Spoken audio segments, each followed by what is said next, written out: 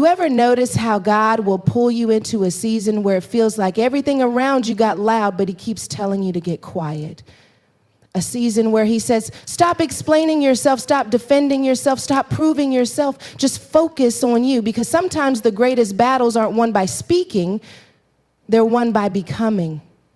God will hide you, shape you, strengthen you, and silence you so he can grow you without the noise of opinions, comparisons, or expectations. This is the season where God says, I'm not asking you to clap back. I'm asking you to come back to yourself. You're not being ignored. You're being instructed. You're not being overlooked. You're being rebuilt. God is telling you, if you focus on who I'm making you to be, I'll handle what's happening around you. So lean in, stay quiet, and let God work in the version of you that only he can see right now. Silence is a spiritual strategy God uses to protect your growth. And the funny thing about silence is that it doesn't always feel holy while you're in it. Sometimes it feels like you're being pushed aside, like you're being misunderstood, like your voice has been taken from you. But what if God isn't muting you? What if he's maturing you? What if all the noise that used to surround you was actually stunting you, and God had to pull you back so he could pull you together? There is a kind of silence that is not punishment but preparation, a silence that is not isolation but insulation. God is not trying to make you invisible. He's trying to make you unshakable, because when he wants to grow something valuable in you, he has to shield it. And when he wants to develop strength, clarity, and identity, he has to quiet the voices that corrupt the process. There are seasons where God says, be still, not because there is nothing to say, but because there is too much at stake. You don't even realize how many times your response could have delayed your healing, how many times your explanation could have derailed your journey, how many times your desire to defend yourself could have distracted you from what God was birthing in you. Sometimes silence is the only thing that keeps you from sabotaging what heaven is constructing.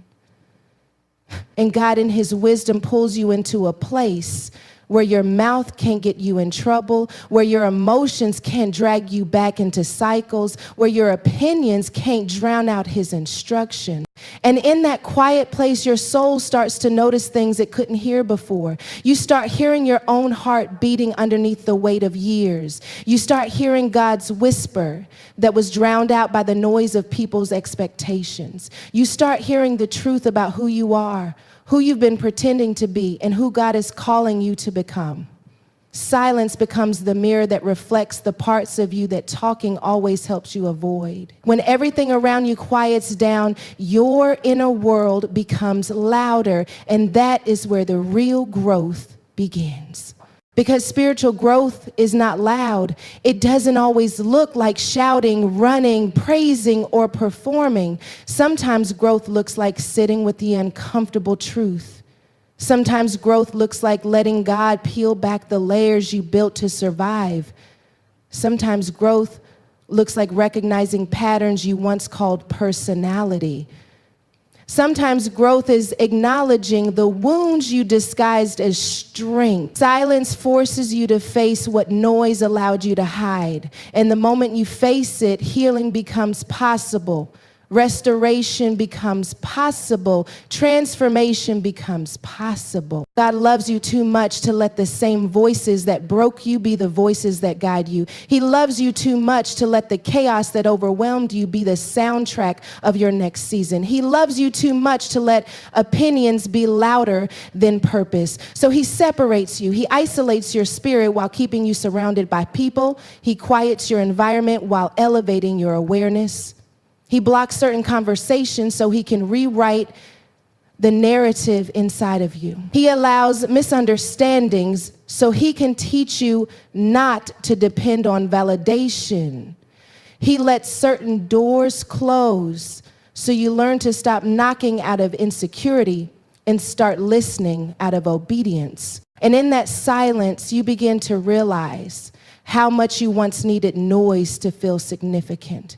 Whether it was the noise of approval, the noise of attention, the noise of being needed, the noise of arguing, the noise of proving, the noise of trying to be the strong one. But as silence works its way through you, you begin to detach from what once controlled you. You stop craving the validation you used to chase. You stop needing the last word. You stop defending yourself to people who aren't even assigned to your destiny. Silence detoxes your spirit from the addiction to noise. And little by little, you grow stronger in the quiet than you ever were in the crowd. That's because silence is where God teaches you what battles belong to Him and what battles require your disengagement. Silence is where God shows you that your identity does not depend on people understanding you.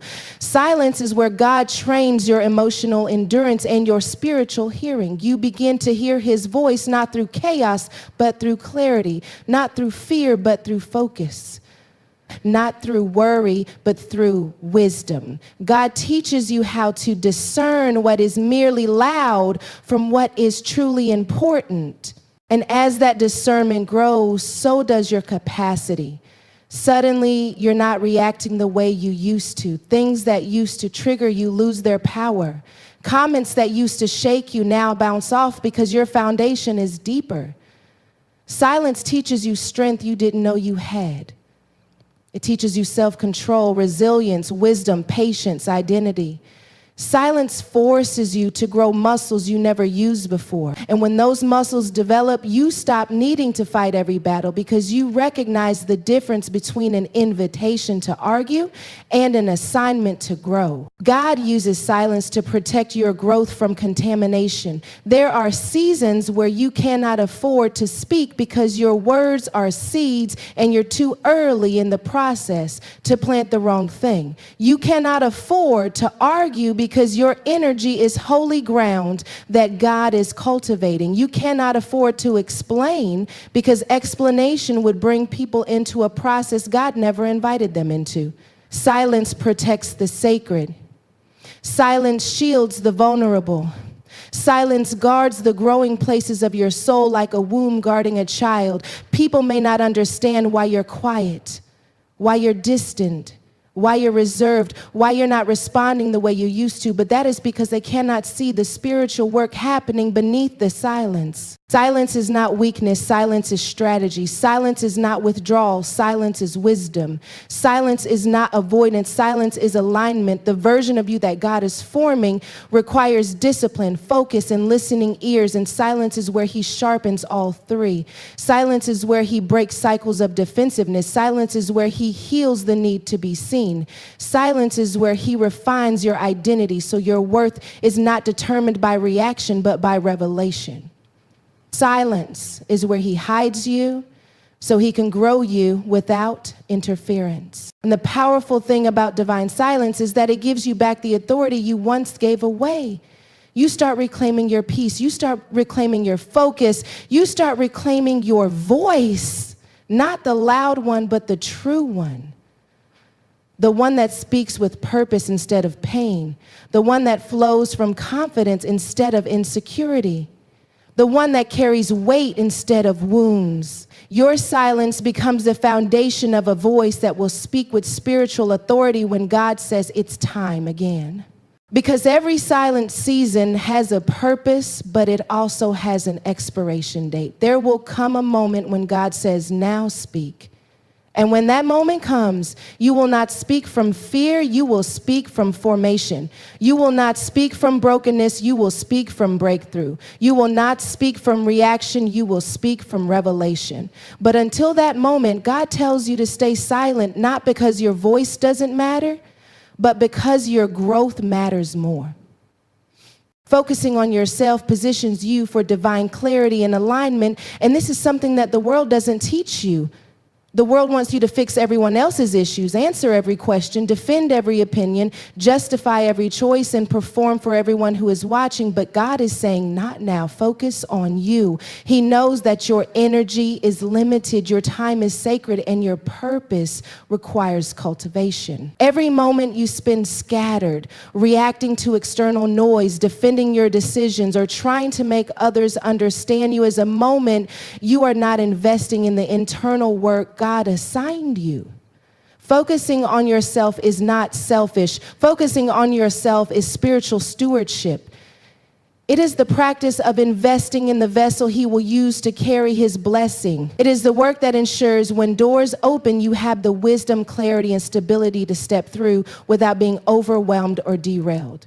God is calling you to a season of inward focus because He is preparing you to operate at a level where distractions cannot reach you and opinions cannot influence your destiny. Many of us have forgotten what it looks like to be still and intentional with ourselves. We are so busy being concerned about who likes us, who understands us, who supports us, who judges us, who disrespects us, who misunderstands us, and who disappoints us, that we have no time to invest in the one person who matters most, the person God has been preparing to carry the fullness of your calling. Focusing on yourself does not mean you stop loving or serving. It means that your priority shifts from approval to alignment.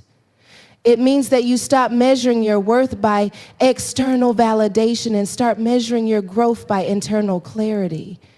It means that you stop chasing reactions and start cultivating resonance. God wants you to work on your vision, refine your heart, clarify your purpose, heal your wounds, and align your spirit before He releases you into the fullness of what He has planned. This is why so many people are ready to speak, ready to act, ready to fight for recognition, but not ready to receive revelation. Because revelation always requires preparation and focus. When you focus on yourself, you begin to see patterns in your life you've been blind to. You notice the habits that drain you, the relationships that deplete you, the decisions that repeat cycles, the fears that hold you hostage, and the lies you've agreed with that were never yours to carry. You see where you've been living by reaction instead of intention, by instinct instead of revelation, by fear instead of faith. Focusing on yourself exposes the disconnects between who you are and who God is shaping you to be. It highlights the inconsistencies that keep you stuck and the unhealed places that sabotage your alignment. And once you see those things clearly, you can take intentional steps to correct them. This is the power of inward focus. It forces you to confront the truth about yourself in a way that external distractions never can. It teaches you accountability to your growth, responsibility to your healing, and loyalty to your own destiny. When you focus on yourself, your prayer life changes. You start praying from a place of clarity, not chaos. You begin to recognize which prayers are for alignment versus attention. You begin to discern which dreams are God-given versus those imposed by comparison, expectation, or insecurity. Your prayers become strategic because your focus has shifted inward.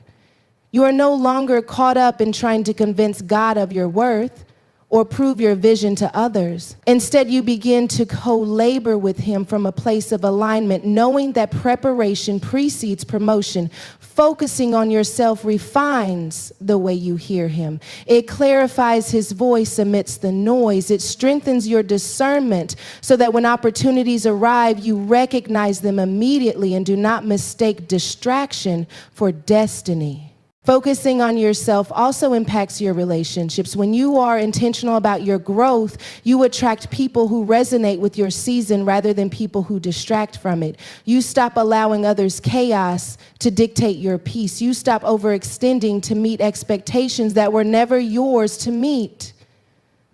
You stop bending yourself to accommodate the insecurities, criticisms, or misunderstandings of people who are not aligned with your purpose. And as a result, the quality of your connections improves.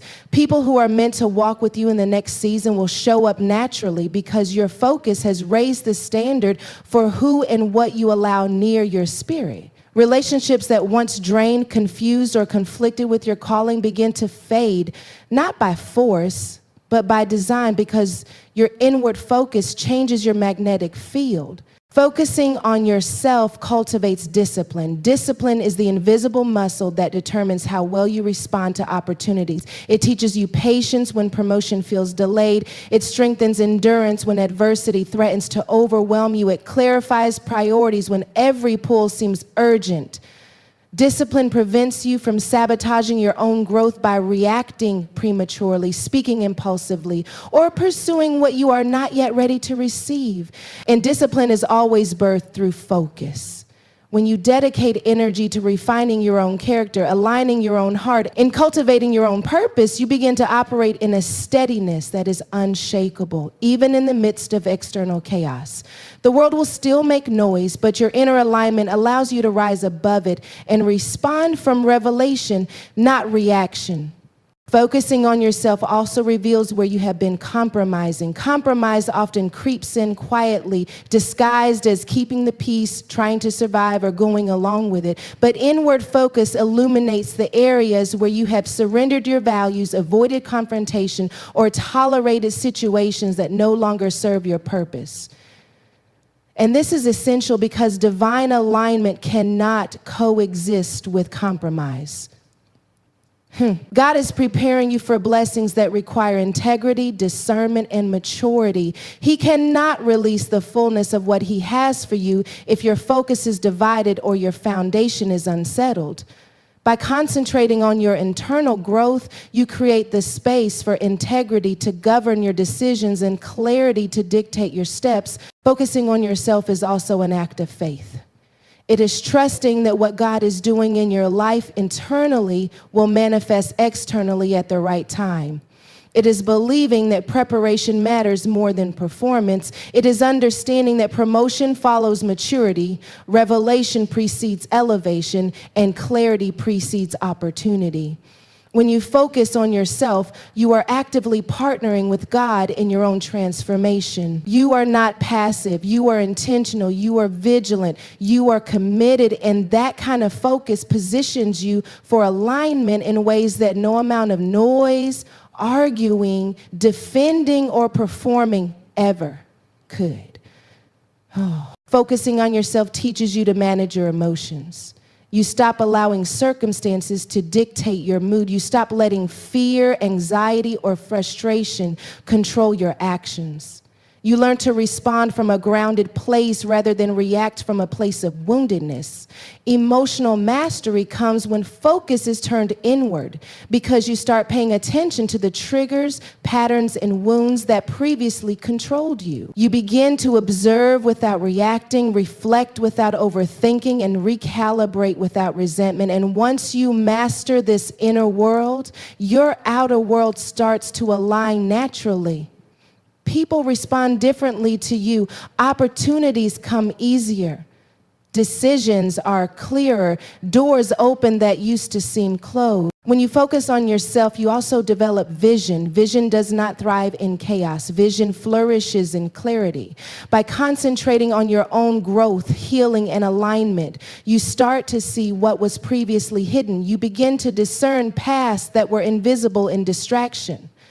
You recognize opportunities that were camouflaged by noise. You see the trajectory of your life with more precision and confidence. Vision is birthed through intentional focus because you create the conditions for insight, understanding, and revelation. And with vision comes strategy.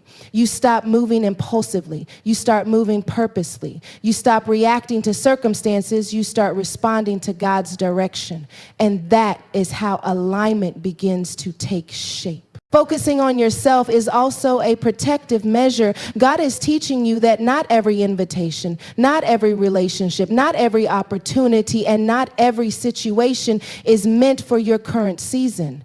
By turning your energy inward, you build discernment that prevents compromise, distraction, and depletion. You start recognizing which paths align with your calling and which are detours designed to test your patience or misalign your purpose. Focusing on yourself strengthens boundaries and equips you with the wisdom to say no to what is not yours. And in doing so, you preserve your energy, your peace, and your destiny for the right season. Focusing on yourself is an act of sovereignty over your life. You take ownership of your growth, your choices, and your preparation. You stop outsourcing your maturity to other people's opinions, expectations, or validation. You stop allowing external noise to dictate your spiritual, emotional, or mental alignment. You begin to recognize that the relationship you have with yourself is foundational to every other relationship, every opportunity, and every blessing. If you neglect the development of your own heart, mind, and spirit, everything else will be compromised. But when you focus on yourself, when you invest in healing, clarity, and alignment, you become the person capable of walking in fullness when God's timing finally releases you into the next season. Focusing on yourself is not temporary, it is transformative. It rewires how you approach challenges, relationships, opportunities, and life itself. It is a lifelong practice that ensures every step you take is intentional. Every decision you make is measured, and every action you pursue is aligned with your higher purpose. When you commit to inward focus, you cultivate resilience, discernment, patience, and faithfulness. You learn to distinguish what belongs to you from what belongs to God's timing. You learn to trust the process, embrace the preparation, and honor the work being done in the hidden places. And the more you focus on yourself, the more your life becomes a reflection of divine alignment rather than human reaction. Focusing on yourself also strengthens your faith. Faith requires trust, patience, and perseverance, and all of these qualities are nurtured in the soil of inward attention. When you focus on your own growth, you begin to recognize God's fingerprints in your journey. You notice the subtle ways he has been preparing you for the future. You appreciate the seasons of silence, struggle, and testing as instruments of alignment. You no longer chase after outcomes with desperation because you trust that God's timing is perfect. Focusing on yourself reinforces that faith is not passive hope, it is active preparation. It is the daily commitment to partner with God in the formation of your own character, destiny, and calling, so that when the right moment arrives, you are ready, aligned, and equipped to receive all that he has orchestrated for you. Not every battle requires your voice. Some require your discipline, and this is a truth that is often overlooked in a world that celebrates reaction over reflection, argument over alignment, and volume over virtue. There is power in restraint, there is authority in patience, and there is victory in preparation. God often asks us to withhold our response, not because he is ignoring the situation, but because he is shaping us to respond with wisdom, power, and precision when the timing is perfect.